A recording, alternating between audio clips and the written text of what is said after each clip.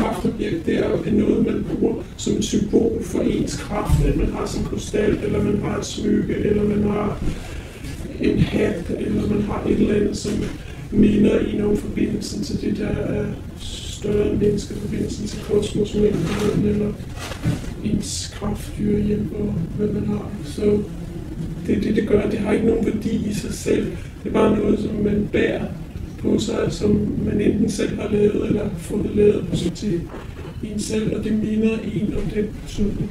Det kan være en sten, det kan være shamanen medicin, håndøjfen, det kan være alt en smykke og ringe.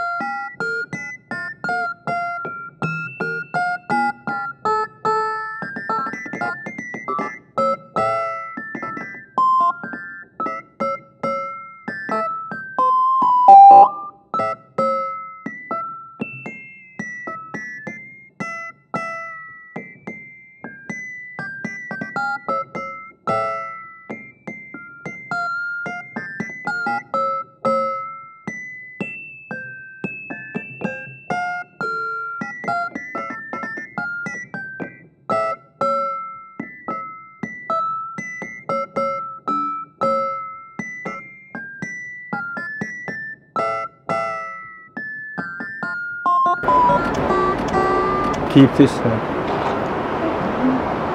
Is that tree? You can keep this. This is 3 stone.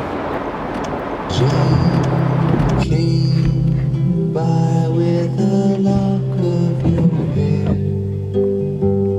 She said that you gave it to her.